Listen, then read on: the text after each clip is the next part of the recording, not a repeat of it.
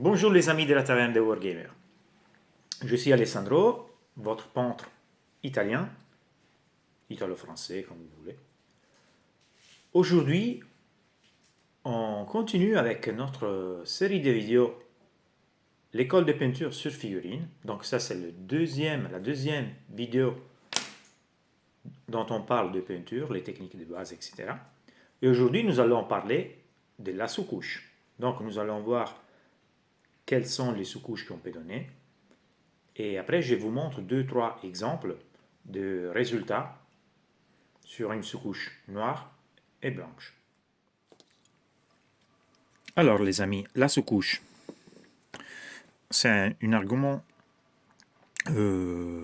très débattu, dont on discute beaucoup. Et personnellement, je vais vous donner mon avis. Première chose, la sous-couche, on va la donner sur une figurine montée, ok, ou partiellement montée, on va dire, donc sur des morceaux, comme par exemple un grogne ici, elle est en train de en possède des peintures, d'accord. Et comme vous voyez, j'ai donné la sous-couche sur toutes les figurines, toutes les parties démontées. Mais j'ai tout sous-couché.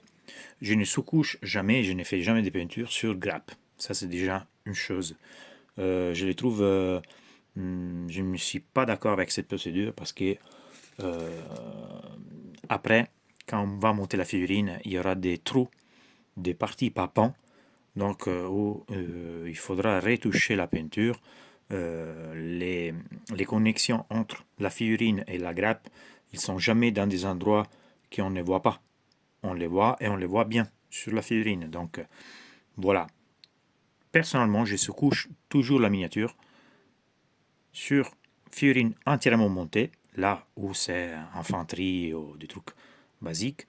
Et quand c'est un personnage de choses particulières, je sous-couche toutes les pièces qui sont partiellement montées. Comme je vous ai montré, par exemple, un grogne. Là, j'avais monté les bras et ça a été sous-couché.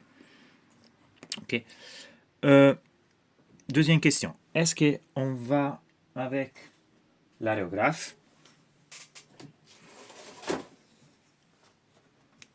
Est-ce qu'on se couche avec une bombe? Est-ce qu'on se couche avec du pinceau? Alors, personnellement, désormais, je se couche toujours avec l'aérographe et de temps en temps, je se couche. De temps en temps, je se couche avec la bombe. Okay. Pourquoi? C'est beaucoup plus rapide avec la bombe ou l'aérographe, mais je préfère largement l'aérographe. Les pinceaux, ça prend beaucoup plus de temps, bien évidemment, c'est clair. Il faut s'entraîner un peu au début quand vous utilisez l'aérographe ou la bombe, mais c'est tellement rapide. Et en plus, quand j'utilise les pinceaux, je laisse une épaisseur majeure comparée à l'aérographe. L'aérographe, il nous applique une sous-couche vraiment très très fin et que je préfère. Voilà, c'est plus rapide. J'ai les contrôles exacts parce que c'est facile. J'ai l'aérographe, je tourne la figurine, etc. Ou je peux garder plusieurs figurines. Avec la bombe, vous n'avez pas cette contrôle, mais vous avez quand même une rapidité intéressante parce que la bombe, il faut quand même garder une distance de 20-25 cm, voire 30. Avec l'aérographe, je garde cette distance environ. Okay, je peux gérer très bien. Et comme je dis, ça me laisse une sous-couche très très fin. Mais c'est important la sous-couche pour le boulot d'après. Basiquement, j'utilise ça. Hein. J'ai acheté sur Amazon, je pense. Je vous mettrai les liens en description, comme l'autre fois. J'ai vu que vous avez apprécié. Donc, je vous mets les liens en description si je retrouve la boutique où je l'ai acheté. Ça m'a fait énormément de figurines. Donc, très bon achat. Donc, moi, je sous-couche en noir. Mais ça, ce sera un point qu'on va voir avant les différentes sous-couches. Dernière chose à dire, pourquoi je vais sous-coucher la figurine? Parce que ça va me donner un point d'accroche pour mes peintures d'après. Sans la sous-couche, ma peinture aura plus de difficultés à s'accrocher à la figurine. Donc ça va donner une base et d'accroche, un point d'accroche. Et deuxième chose, j'ai comme l'impression que la sous-couche, ça me donne une majeure résistance à la peinture sur la figurine.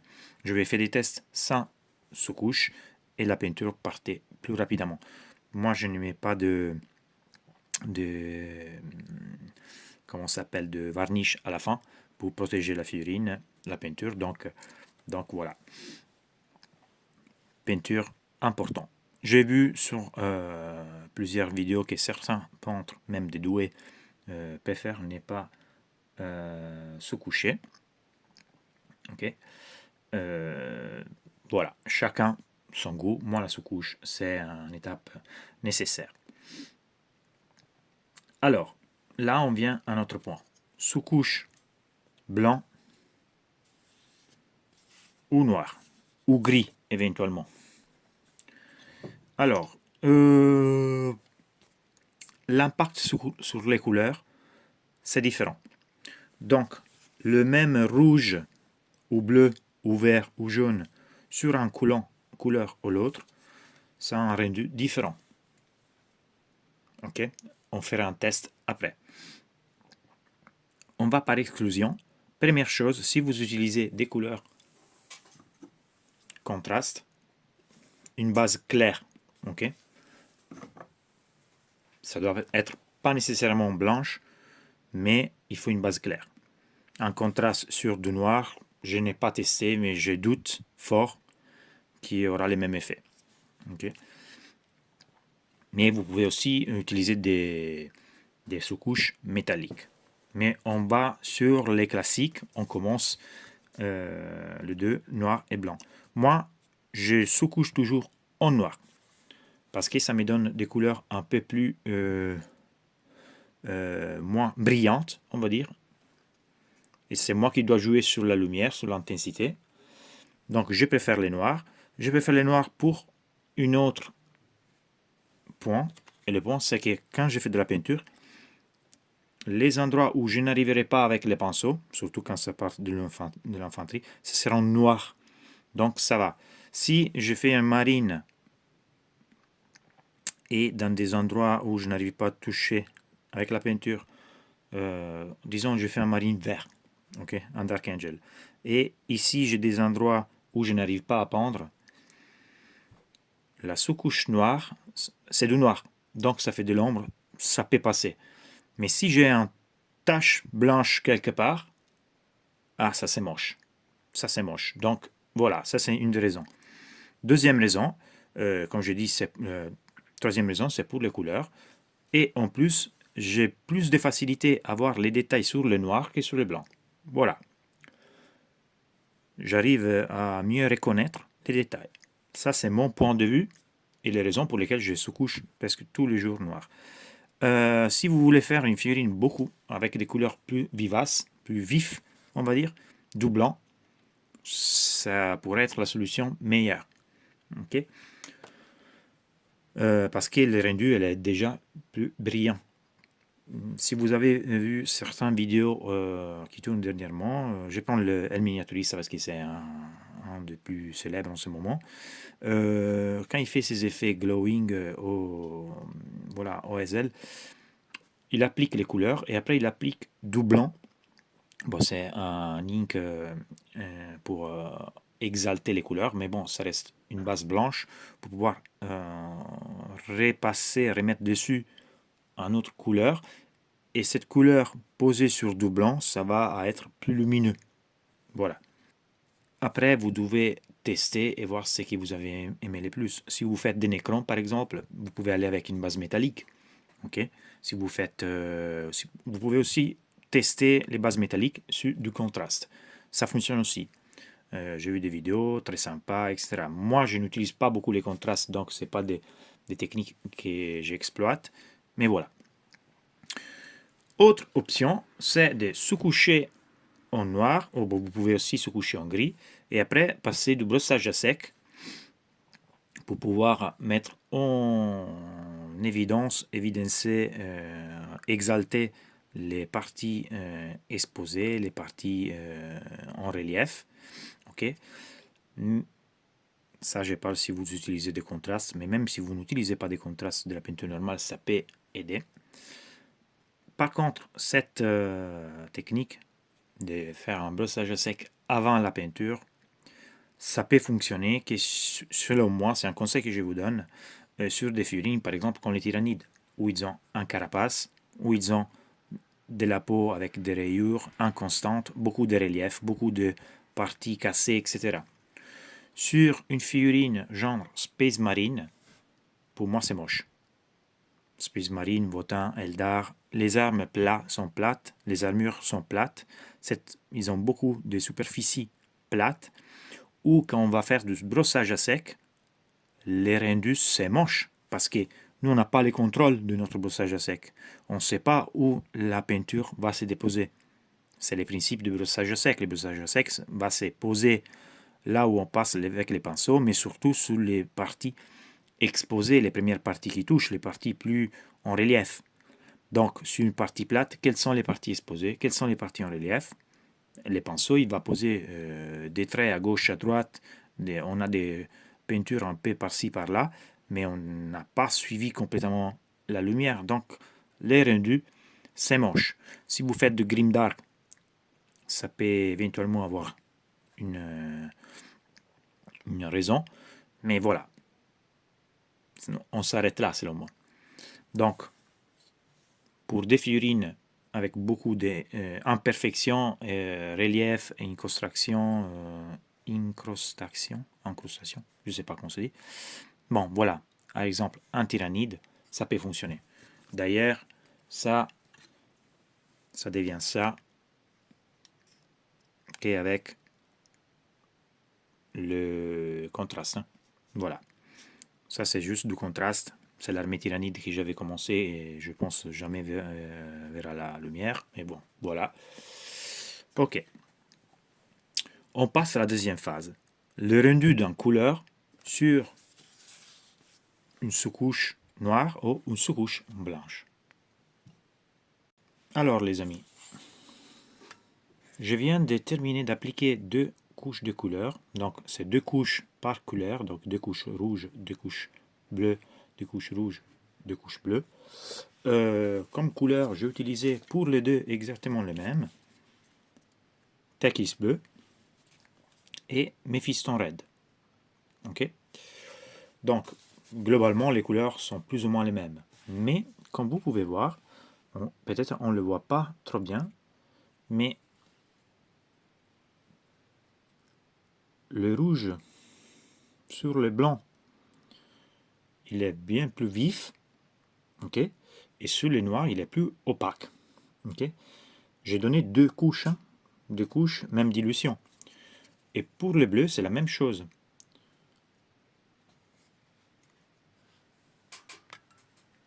C'est un peu moins évident, mais on a quand même, vous voyez, une légère différence. Il est plus brillante, plus vif, et ça c'est plus soft, on va dire. Ok.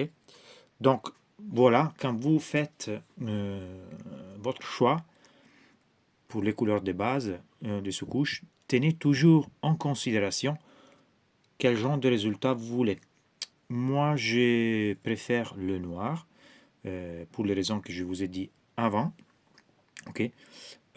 Après, il y a aussi une autre chose à considérer. Par exemple, le jaune sur le noir, c'est plus dur à appliquer, à faire. Ok. C'est pour ça que vous avez vu sûrement des vidéos où on fait une couche noire et après on donne du blanc, après on donne du rose et après on met dessus du jaune. C'est pour avoir un rouge, excusez-moi, un jaune. Par contre, si vous voulez faire un jaune bien et facile, et plus rapide, c'est sûrement plus facile de faire sur le blanc. Ok. même si après, comme j'ai dit, ça dépend quel genre de résultat vous voulez à la fin. Je vais vous montrer rapidement aussi avec le jaune qu'est-ce que ça donne. Alors, si je prends le blanc, ok,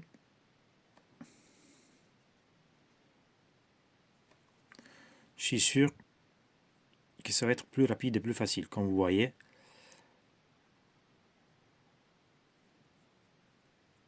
c'est vite fait, ok.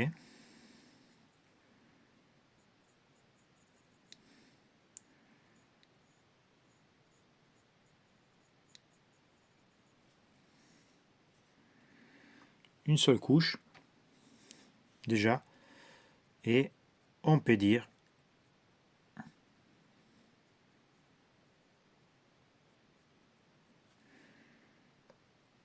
que les couleurs a bien pris sur le blanc, ok.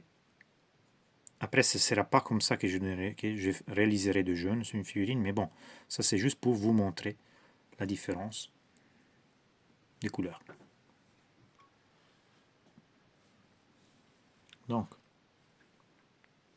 voilà notre couche de jaune. Qu'est-ce que ça passe? Comme vous voyez, elle est plutôt uniforme. Ok, elle a pris tout de suite. Mais qu'est-ce que ça passe si je fais d'essayer de le faire sur le noir? Vous allez voir, sur le noir, on va voir pratiquement un résultat complètement différent. Parce que sur le noir, il nous faudra sûrement deux couches. Parce qu'on va avoir un résultat bizarre. Ça nous fait une sorte de vert. Vous voyez?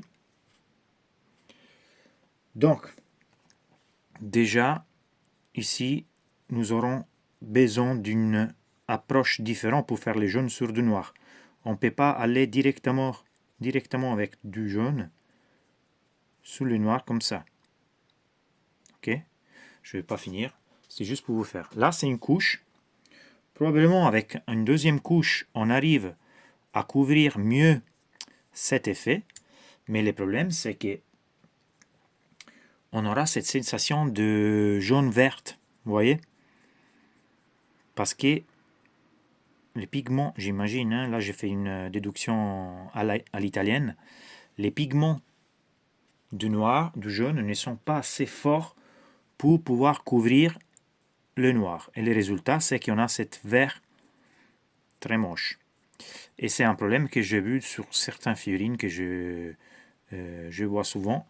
Je ne trouve pas beau. Ça donne une idée d'un jaune incomplète.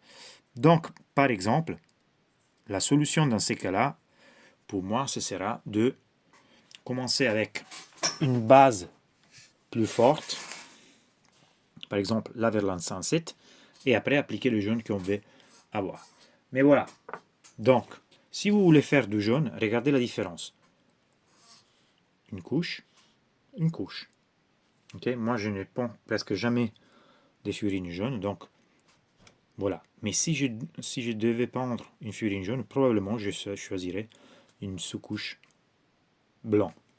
Ou, comme je dis, noir et après une zénithale d'un couleur claire. Voilà. Ça, c'est le résultat avec une couche. Regardez la différence. Et vous voyez cet effet vert, très moche. On va continuer donc notre expériment sur la sous-couche avec un autre couleur qui vous intéresse beaucoup. Les couleurs argentées métalliques. Alors, des préférences, je vais vous dire tout de suite, je choisirai les noirs. Les couleurs métalliques, au contraire, ils accrochent très bien sur du noir. Je vous porte un exemple avec une couleur que tout le monde aura sûrement chez lui, les Retributor Armor. Ok. Je vais prendre notre Clown Marine noir. Ok. Je vais faire cette partie, ok, en doré. Comme ça, vous le voyez bien.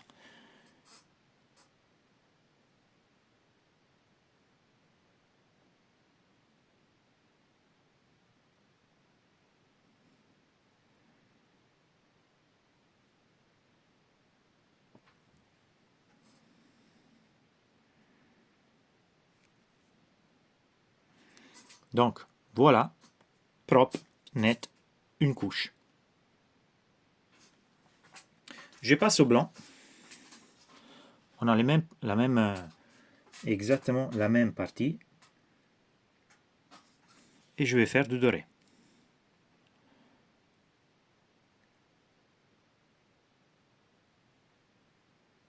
Alors,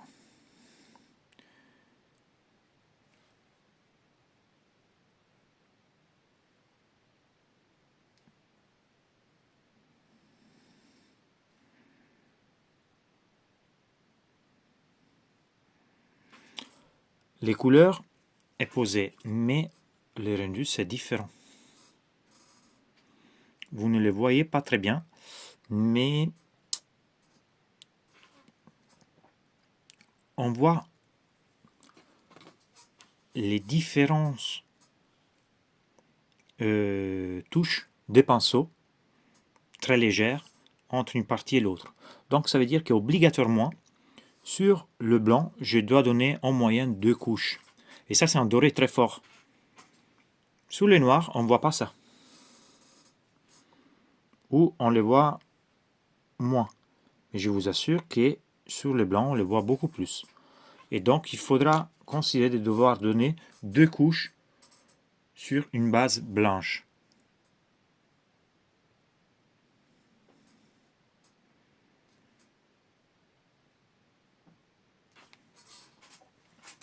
Même chose, on va tester avec du Leadbelcher pour voir qu'est-ce que ça donne.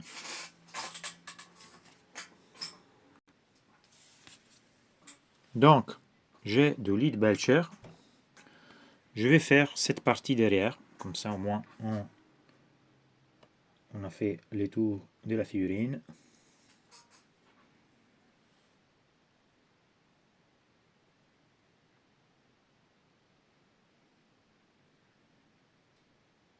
Et je suis allé lourde avec les pinceaux. Mais on a les mêmes soucis.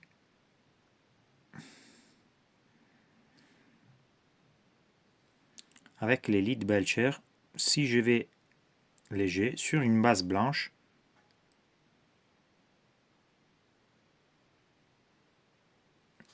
je verrai les traits en bas. Vous ne le voyez pas très bien avec les vidéos, mais on voit clairement les traces de chaque passage de pinceau. Ok. Je vais essayer de mettre un peu plus de lumière.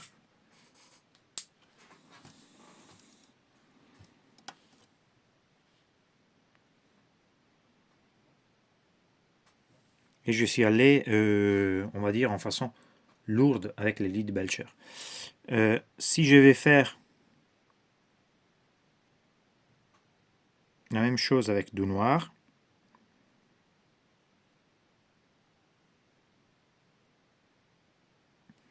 les résultats, ce sera différent. On va tester.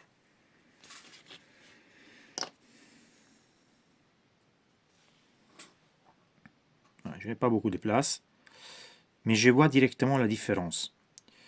On peut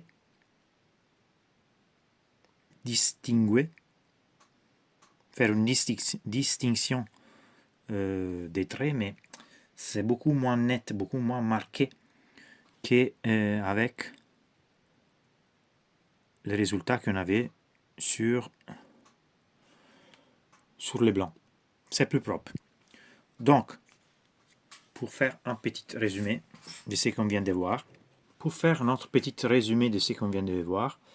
sur les noirs, on a un rendu avec des couleurs, un rendu un peu plus opaque, plus sombre. Sur le blanc, on a un rendu des couleurs plus vif. Les jaunes, une seule couche, le résultat c'est complètement différent. Pour les dorés et les couleurs métalliques, sous les noirs, on a une meilleure adhérence, une meilleure rendu au début. Ça ne veut pas dire qu'on ne peut pas faire du doré ou du métallique sur les autres. Et voilà. Après, on a une autre chose. Si vous utilisez des couleurs contrastes, allez pour des fonds des sous-couches claires.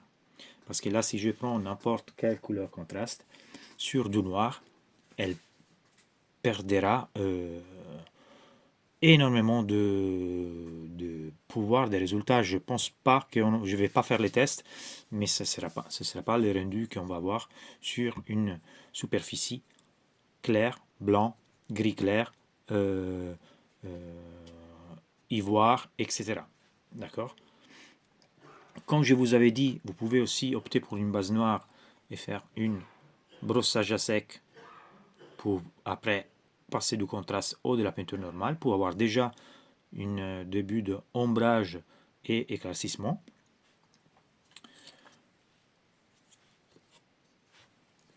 Je ne me suis pas attardé beaucoup sur les primers donnés au pinceau. Donc vous pouvez le faire avec un pinceau. Ça sera les mêmes principes, sauf que ça va prendre plus de temps et vous risquez de découvrir un peu plus de détails de la figurine. Avec l'aérographe, normalement, c'est plus facile, on va dire. Ok. Pour terminer, les amis, je vais juste vous prendre une figurine. Au début, quand j'ai acheté les ultramarines en bulk, on va dire, j'avais donné une base des mecs bleus à la bombe Games Workshop. Donc Games Workshop, c'est vrai qu'il nous propose beaucoup de couleurs sous bombe, donc du rouge, du vert, du jaune, du kaki, du désert. Quel est le souci?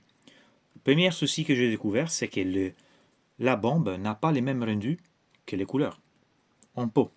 Donc, déjà, ça m'empêche de travailler beaucoup comme je vais. Parce que si j'ai sauté des zones avec la bombe, si j'ai des soucis, ou si je vais retoucher, les couleurs que je vais utiliser en pot, ce ne sera pas les mêmes. Premier problème. Deuxième problème, c'est qu'on aura dans ces cas-là aussi l'altération du rendu des couleurs, comme on a vu pour les deux figurines avant. Bien entendu, vous pouvez aller de sous-couche et avancer avec les couleurs de base. Si vous faites Death Guard, vous pouvez effectivement aller avec du Death Guard green. Ça vous accélère énormément le boulot. Ça, c'est vous que vous devez voir, mais sachez que ce n'est pas les mêmes couleurs que vous aurez dans les pots de peinture. Pour les métalliques, voilà, c'est des couleurs métalliques, c'est des bombes métalliques. Elles coûtent très cher. Je n'ai reçu une il n'y a pas longtemps. Je vais acheter ça parce que je voulais faire la base de mes World Eater dans certaines couleurs, mais en réalité j'ai changé d'avis et ça coûte quand même 25 euros. Donc voilà, pas sûr que j'utiliserai cette bombe. Donc pour vous dire, vous avez plusieurs options pour les sous-couches. Donc les amis, j'espère que cette vidéo vous sera utile. Si vous avez des questions, n'hésitez pas. Si vous avez aimé les vidéos, laissez un like. Et si vous n'êtes pas encore inscrit à la chaîne de Wargamer, faites-le. Je serai ravi de vous avoir dans mes adeptes. Ciao les gars, à la prochaine!